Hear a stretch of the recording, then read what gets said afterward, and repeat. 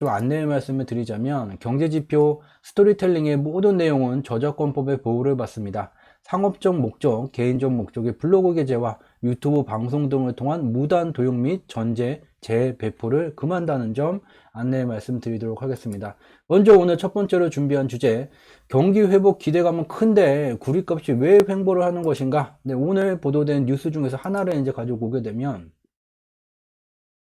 보통 이제 실물 경기의 선행 지표로 닥터 카퍼인데 한글로 적으면 코퍼, 구리 박사라는 별칭이 붙는 원자재 구리 가격이 심상치 않다.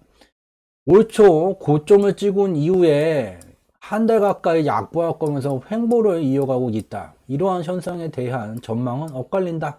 JP 모건은 구리 공급이 넉넉하고 중국 경제에서 수출이 차지하는 비중이 장기적으로 줄어들기 때문에 2021년 4분기에는 구리 가격이 올라가는 게 아니라 톤당 6,500달러까지 더 내려갈 거야. 반면 CT그룹이라고 적었네요. CT그룹은 코로나19 이후 가전제품 수요 증가 추세가 몇 개월 이상 지속될 것이라며 연말에는 2021년 4분기에는 구리 공급 부족 현상으로 대세 상승을 전망했다. 완전 극과 극의 전망을 내놓았죠. 두 군데 다 미국의 상업은행 중에 내노라 하는 그런 상업은행이고 투자은행이죠. 그래서 보게 되면 왜 이와 같은 상반된 내용을 말한 것인가? 결국은 저 가격만 보게 되면 구리 가격이 보도되는 바에 따르면은 경기 개선세가 나타나고 있다라고 그런 보도가 많았고, 그렇다면 구리 가격도 이제 횡보세를 마치고 박스권을 뚫고 올라가 줘야 되는데 JP모건은 더 떨어질 것이라는 거, 4분기로 가면서 더 떨어질 것이라는 걸 예상을 했고, 시티그룹은 대세 상승기가 나타난다라는 상반된 내용을 보도를 했죠. 지금부터 숫자로 표현된 경제지표의 원인과 결과 분석으로 어렵지 않게 직접 눈으로 확인할 수 있는 누가 어떤 놈이 말한 게 얼만큼 맞는지 좀 살펴보는 내용을 가져보도록 하겠습니다. 먼저 지금 보게 되는 건 세계경제 표준 미국의 민간 고정자산 투자, 산업 설비에 대한 고정자산 투자 지표를 나타낸 거예요. 얘의 이제 증감률을 나타내게 된 것인데, 여기 빨간색 박스로 나타냈었던 기간이 글로벌 설비 투자 홍역기가 진행됐었던 기간이에요. 글로벌 설비 투자 홍역기가 진행됐었던 기간에는 이 지표가 증감률이 보통 두 번의 피크를 만들어요. 설비 투자 홍역기가 진행됐었던 주기 초반에 첫 번째 피크가 만들어지게 되면 마렵의 두 번째 피크가 만들어지게 되고, 또는 설비 투자 홍역기 중엽의 피크가 만들어지게 되면 하나로 마무리가 되게 돼요. 초기에 만들어지면 두 개의 피크, 중엽에 만들어지면 하나의 피크. 그리고 우리가 이제 관심을 갖는 것은 2010년도서부터 새로운 설비 투자 홍역기 주기가 진행이 되게 됐죠. 물론 중간에 코로나19로 인해서 이것이 단절되는 현상이 나타나게 됐지만, 우리가 이 주기가 끝난 것인지 아닌지를 이 지표를 통해서 눈으로 직접 확인할 수 있게 돼요. 무엇이냐면, 이전과 같이 홍역기 주기 초기에 첫 번째 피크가 2010년, 11년 요 사이에 만들어지게 됐어요. 그럼 우리가 이전의 데이터를 통해서 알 수가 있는 것은, 두 번째 피크가 만들어질 가능성이 매우 높고, 현재 두 번째 피크가 만들어지지 않게 됐죠. 두 번째 피크가 만들어지지 않은 이유는 2016년에 들어가게 되면서 다시 이 지표가 피크를 만들기 위해서 올라가는 현상이 나타나게 됐지만, 현재까지도 어느 곳에서도, 어느 금융 분석기관, 경제경영 분석기관에서도 전혀 언급조차 하고, 어떠한 언론들도 보도조차 하고 있지 않은, 분석조차 하고 있지 않은, 그렇지만 저희 경제지표 스토리텔링은 2018년 12월 공개방송 때부터, 또한 진척도를 2019년 04월서부터 지속해서 살펴왔었던 그 내용, 미국의 중앙은행이 보유자산을 매입한다는 것의 의미와 보유자산을 매각한다는 것의 의미, 또 매각을 종료하게 된다면 이것이 글로벌 경제 및 글로벌 금융시장에 어떠한 방향성의 변화를 만들게 될 것인가에 대해서 진척도를 계속 살펴왔었죠. 2018년 12월 공개 방송을 통해서 당시 다가오던 2019년 기간 글로벌 경제는 인플레이션 현상이 강화될 것이고, 이에 따라서 글로벌 금융시장은 상승세가 강화될 것이라는 것을 2012월 공개 방송에서 공유를 해왔었고, 그 뒤에 진척도를 살피던 과정 중에 2019년 04월에 국내외 언론들을 통해서 미국의 중앙은행 미 연준이 친절하게도 야, 우리 보유자산 매각 이거 처음에 발표를 했을 때는 09월에 종료할 거야. 그 뒤에 보름 정도 지난 다음에 다시 언론 보도를 통해서 말을 바꿨죠. 야, 9월에 마감하지 않고 08월에 조기 종료할 거야. 라는 것을 발표를 하게 됐어요. 이 미 연준의 보유자산 매각이라는 것이 결국은 매각하는 보유자산의 가격만큼 시중의 미달러 유동성을 감소시키는 영향을 만들게 됐고, 글로벌 유동성이라는 것은 대한민국이 됐든 유럽이 됐든 일본이 됐든 어디가 됐든 미 달러를 근간으로 환율 제도를 운영하고 있는 국가들은 안정적인 환율을 유지하기 위해서 그러한 기구인 중앙은행들을 만들어 두게 됐고, 한국은행의 존재의 목표는 미래를 예측하고 여러 가지 분석을 하는 것보다도 존재 이유 딱 하나는, 설립된 이유 딱 하나는 미달러 대비 안정적인 원화 환율을 유지하기 위한 것이에요. 안정적인 원화 환율을 유지한다는 의미는 해외에서 원자재 원재료를 들어와서 대한민국에서 가공해서 해외에 다시 되팔아야지 부가가치를 만드는 대한민국 경제인데, 대한민국의 수출이 그만큼 중요하기 때문에 수출에 악영향을 미치게 되는 미달러 대비 원화 환율 1100원 밑으로 떨어지는 것을 막아서야, 조절해야 된다는 그 이유로 설립됐다고 해도 과언이 아닌 한국은행의 존재의 가치가 되겠습니다. 이것을 방관을 하고 있다면 한국은행이 존재할 이유, 스스로의 가치를 부인하는 결과라는 것도 외면해서는 안 되는 현실이 되게 되죠. 다시 본론으로 돌아오게 된다면 대부분의 국가들은 미 달러를 근간으로 환율 제도를 운영을 해오고 있고, 미국의 통화 정책에 따라서 미달러 증감이 발생되게 되면 자국 화폐의 환율을 안정적으로 유지하기 위해서 연동돼서 자국 화폐 유동성을 만들게 되죠. 즉 미연준이 대규모로 보유자산을 매각하기 시작했었던 2016년도 이래 2019년 8월까지 08월까지 대규모 보유자산 매각에 따른 미달러 유동성 유시 현상이 매우 급격하게 진행되게 됐고, 결국은 글로벌 유동성이 줄어들게 됐죠. 글로벌 유동성이 줄어들게 되니 두 번째 피크를 이 지표가 형성을 할 수가 없게 되고 꼬꾸라지게 돼요. 즉 여기서 알 수 있는 것은 아직 두 번째 피크가 형성이 안 됐다. 그리고 코로나19 특수 환경성이 2020년도에 만들어지게 되면서 드디어 미달러 통화 유통 속도가 2020년 3분기에 침체 현상이 종료되고 가속될 수 있는 조건에 와 있다는 것은 이 주기가 두 번째 피크를 만들 수 있는 가능성, 여기는 가능성이에요. 이 지표를 통해서 알 수 있는 것은 이와 같은 패턴을 분석한 거기 때문에 가능성일 뿐이에요. 이 가능성을 좀 더 현실적인 수치로, 가능성이 아닌 시각 자료로 다시 좀 더 세부적으로 살펴볼 필요가 있죠. 앞서서 살펴봤었던 저 설비 투자 주기에 따라서 구리 가격이, 철, 원자재 원재료 가격이 같이 연동돼서 움직이게 돼요.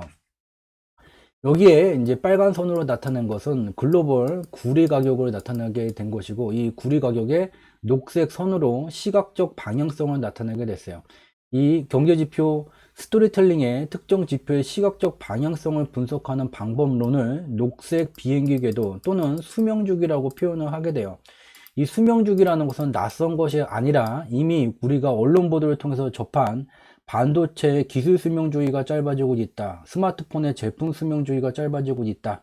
새 것을 샀는데 금방 또 새 거가 나오게 되는 그 제품 수명주기가 짧아지고 있다와 같은, 영어로는 라이프 사이클 시오리에 해당하게 돼요. 즉 태동기, 성장기, 성숙기, 쇠퇴기로 특정 기술, 특정 제품 또는 인간의 생로병사와 같이 수명주기가 존재하게 되고, 이러한 수명주기 이론은 사회과학에 속하는 것이기 때문에 광범위한 분야에 통용적으로 보편적으로 사용될 수 있는 신뢰성과 타당성이 확보된 방법론 중에 하나가 되게 돼요. 그 수명주기 이론을 이와 같은 지표 분석에 접목을 한 것이 저희 경제지표 스토리텔링의 녹색의 비행기 궤도가 되게 돼요.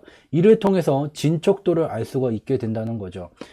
구리 가격의 진척도를 보게 되면 이미 2007년 8년도에 제일 마지막 단계인 쇠퇴기에 이르게 됐어요. 어떠한 기업의 주식 가격이 됐던, 어떠한 경제지표의 지표값이 되게 됐던, 태동기를 넘어서게 되면 제일 마지막 쇠퇴기까지의 상승생애가 만들어지게 되고, 쇠퇴기에 도착하게 되면 소멸하는 것이 아닌 새로운 생애를 만들기 위해서 출발했었던 태동기로 귀향하는 불교의 윤회 과정이 진행되게 돼요.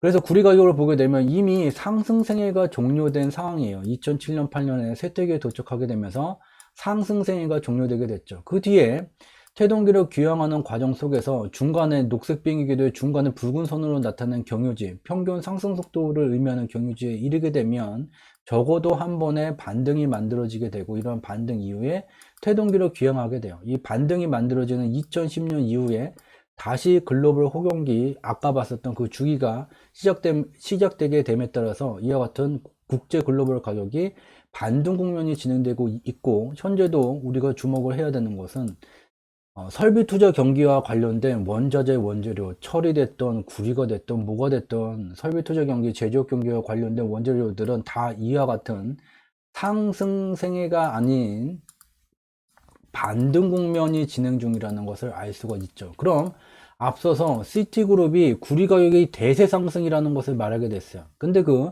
시티그룹이 말한 대세 상승의 개념이 무엇인지는 모르겠지만, 혹 자는 기술적 분석으로서 연봉을 기준으로 수년간 양봉이 나타나는 것을 대세 상승으로 본인은 정의한다. 굉장히 난해한 말이죠. 저희는 경제지표 스토리텔링은 대세 상승에 대한 정의가 명확해요. 수명주기 상에서 상승의 생애가 진행되는 과정에 있는 일정 기간의 추세적인 상승이 나올 수 없는 인과성을 갖는 지표를 대세 상승 주기의 구간에 있다라고 명확히 정의를 하게 돼요. 즉, 경제지표 스토리텔링이 말하는 대세 상승의 첫 번째 조건은 상승생애가 진행이 돼야 돼요. 이와 같은 상승생애가. 근데 지금 보는 것은 상승생애가 종료됐고 반등 국면이 진행되는 것이죠. 그렇기 때문에 경제지표 스토리텔링의 정의에 따르면 이것은 대세 상승, 구리 가격이 앞으로 대세 상승한다고 말할 수가 없는 대세 상승 구간과는 다른 매우 제한된 반등 국면이 진행된다고 대세 상승이라는 표현을 쓸 수가 없게 되는 거죠. 그렇기 때문에 시티그룹이 말한 향후 구리 가격이 대세 상승한다는 것에는 동의할 수 없게 되고, 우리가 알 수 있는 것은, 이 그림을 통해서 알 수 있는 것은 구리, 철, 대부분의 제조업 관련된 원재료들이 반등 구간, 반등은 최대 쇠퇴기 초기까지 반등하는 현상이 만들어지게 되고, 이후에 태동기를 귀향하게 되죠. 이와 같은 제한적인 상승 주기에 있다는 것을 알 수가 있게 되고, 앞서서 패턴 분석으로 가능성을 봤었던 이 두 번째 피크가 만들어질 수는 있는 조건에 와 있지만, 피크의 이 강도가 이전보다 낮아지게 될 것이라는 것도 여기서 추가적으로 유추해 볼 수가 있게 됩니다. 그리고 추가적으로 이제 보게 되면, 앞서서 JP 모건이 언급한 것 중에 중국 경제에서 수출이 차지하는 비중, 즉 중국이 글로벌 설비 투자 경기에 대한 영향력이 크다는 그 의미로 저와 같은 표현을 했죠. 그래서 지표를 보게 되면 이전에 공개 방송에서 살펴본 바 있어요. 여기에 검은 선으로 나타난 게 구리 가격이에요. 검은 선으로 나타난 게 구리 가격. 그리고 여기 위에 파란 선으로 나타난 것은 중국의 산업 생산 지표. 여기 밑에 파란색 선은 미국의 산업 생산 지표가 되게 돼요. 근데 그림으로 보게 되면 구리 가격은 여기인데 미국의 산업 생산 지표는 마이너스 값 정도에 와 있죠. 갭이 이만큼이 발생이 되게 돼요. 근데 중국의 산업 생산 지표의 개선세에 따라서 구리 가격이 연동돼서 상승하는 현상을 확인해 볼 수 있게 되고, 이를 통해서 시각적으로 현재 글로벌 구리 가격이나 철강 가격과 같이 제조업 경기와 관련된 원자재, 원재료의 가격 상승을 이끄는 요인은 미국보다는 중국 경제에 기인한다는 것을 확인해 볼 수도 있고, 이를 통해서 중국이 향후에 중국 경제가, 중국의 제조업 경기가 어떻게 되느냐에 따라서 구리 가격이 2021년 단기간으로 좁혀보게 되면 2021년 기간에 구리 가격이 잘 나갈지, 아니면 그 JP 모건에서 분석한 것과 같이 하락하게 될지, 이것을 판단할 수 있게 되죠. 추가적인 내용을 보게 되면, 얘도 이전에 이제 공개방에서 살펴봤었던 내용이에요. 중화인민공화국 경제의 성장을 견인하는 핵심 성장 동력은 이 설비 투자 부문이 되게 되고, 미국의 핵심 성장 동력은 부동산 부문이 되게 돼요. 여기 검은 선으로 나타난 게 중공의 산업 생산 지수가 되게 되고, 얘가 2020년 2월 이후에 매우 빠른 개선세가 나타나게 됐죠. 근데 여기 어느 순간인가서부터 검은색 선의 개선세가 둔화되는 현상을 확인해 볼 수가 있게 돼요.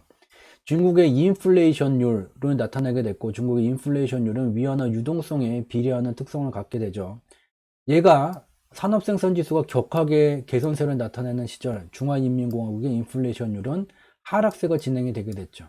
그 이후에 잠시 개선이 됐다가 코로나19 경기부양 정책에 따른 미달러 유동성 공급 확대가 진행되게 되면서 위안화 유동성이 일부 증가가 되게 됐다가 다시 중국의 정책에 의해서 인플레이션율이 하락 추세가 진행이 되게 되고, 두 번째 하락세가 강화되던 시절서부터 중공의 산업생산 지수로 대변되는 제조업 경기의 개선세가 둔화되고 있다는 것을 확인해 볼 수가 있게 돼요. 즉, 장기적으로는 구리, 원자재 가격들은, 제조업에 관련된 원자재 가격들은 대세 상승을 논하는 시기가 아닌 반등 국면이 진행되게 되고, 이 반등 국면 속에서 범위를 좁히게 되면 2021년 상반기에는 여기서 볼 수 있듯이 글로벌 제조업 설비 투자 원자재 원재료 경기에 관련된 중국의 이 제조업 경기가 둔화세가 진행됨에 따라서 상반기에는 구리 가격의 상승세가 둔화될 것이라는 것을 알 수가 있게 되죠. 그리고 2021년 하반기로 가게 되면서 중공이 주요한 경제 지표들의 실적이 둔화를 넘어 침체세가 나타나게 된다든지, 또는 미달러 대비 위안화 환율이 가치가 강세 구간으로 접어들게 되는 그러한 상황이 되게 되면 다시 위안화 유동성 공급 확대를 진행하게 되면서 인플레이션율이 상승으로 전환되는 그러한 시절이 아마도 하반기가 될 가능성이 높고, 그렇게 되게 된다면 하반기에는 구리 가격의 상승세가 강화될 수 있는 조건을 갖게 되죠. 그래서 앞서서 살펴본 JP모건은 구리 가격이 더 떨어질 거야, 상반기에는 그럴 수가 있지만 하반기에는 개선될 가능성이 높다. 그리고 시트그룹이 말한 구리 가격의 대세 상승은 상승세가 아니기 때문에 표현을 할 수가 없고, 반등 국면이 진행 중이고, 반등 국면 속에서 상반기에는 구리 가격의 둔화세, 하반기에는 중국의 이 통화정책 변화에 따라서 통화정책이 위안화 유동성 공급 확대로 전환되게 된다면 구리 가격이 그때 가서 상승세가 강화되기 쉽다는 것을 이 분석 내용을 통해서 인지할 수 있게 됩니다. 숫자로 표현된 경제지표의 원인과 결과 분석을 분석 방법론에 익숙하지 않으신 분들 조금 어려움을 느끼실 수가 있죠.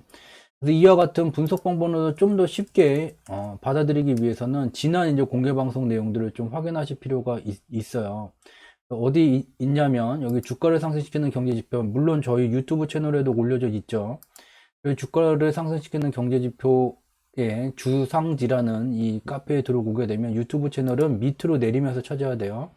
3월 25일 날 공개 방송 내용, 글로벌 금융시장의 운용 메커니즘, 글로벌 금융시장이 너 따로 나 따로 움직이는 게 아니라 코스피 따로, 코스피를 알기 위해서는 결국은 글로벌 금융시장을 알아야 되죠. 글로벌 금융시장이 연동돼서 움직이게 되고, 한머니가 만드는 글로벌 금융시장 운영 메커니즘에 대해서 분석한 내용, 3월 25일 내용을 확인해 주셔야 되고, 그 다음에 4월 2일날 진행했었던 공개방송, 한머니가 만드는 변동성이라는 창에 미국의 중앙은행 미 연준이 만드는 방패와의 전쟁, 소리 없는 창과 방패의 전쟁이 지금 진행되고 있고, 그 진척 내용들을, 핵심 내용들을 살펴볼 수 있는 내용, 4월 2일 공개방송, 6월 12일날 공개방송, 숫자로 표현된 경제지표의 원인과 결과 분석을 하게 되면 글로벌 경제 및 글로벌 금융시장을 봄, 여름, 가을, 겨울 4계절로 구분해 볼 수 있게 되고, 사업을 영위하는 대표라든지 아니면 개인의 삶에서도 내가 지금 글로벌 경제 및 금융시장에 어느 계절에 어떠한 절기에 와 있는지를 알 수 있게 되면 과거보다는 좀 더 효과적인 의사결정을 내릴 수 있게 됩니다. 이 내용 살펴보실 수 있는 이 3월 25일, 4월 2일, 6월 12일 진행했었던 2020년이죠. 이 내용을 이제 살펴보시면 되고, 추가적으로 2021년 1월에 진행했었던 2021년 미국 경제 조망, 중화인민공화국 경제 조망, 유럽 및 대한민국 경제 조망, 2021년 글로벌 금융시장을 조망한 내용까지도 함께 보게 된다면 저희가 공개방송에서 진행하는 방식인 숫자로 표현된 경제지표의 원인과 결과 분석으로 특정 경제 현상을 분석한 지금까지의 진행되어 왔던 핵심 내용을, 매우 중요한 내용들을 빠짐없이 챙겨보실 수가 있는 그런 결과가 되게 됩니다. 이 내용 참고로 안내 말씀을 드렸고요. 여러분들에게 조금이라도 도움될 수 있는 양질의 콘텐츠를 제공드리고자 지독, 중독, 고독의 3독의 정신을 지속하고 있고, 저희의 삼독의 정진의 마지막 단계는 여러분들의 구독이 된다는 점 참고적으로 말씀을 드리도록 하겠습니다. 이번 주 목요일은 설날 연휴로 이제 공개 방송이 진행이 되지 못하고 다음 주 화요일 밤 10시에 조금이라도 도움될 수 있는 양질의 컨텐츠를 만들어서 다시 찾아뵙도록 하겠습니다. 늦은 시간까지 함께 참여해 주셔서 진심으로 감사드립니다. 새해 복 많이 받으시고 행복 가득한 그런 설 연휴 되시기 바랍니다. 저는 이만 물러가도록 하겠습니다. 고맙습니다.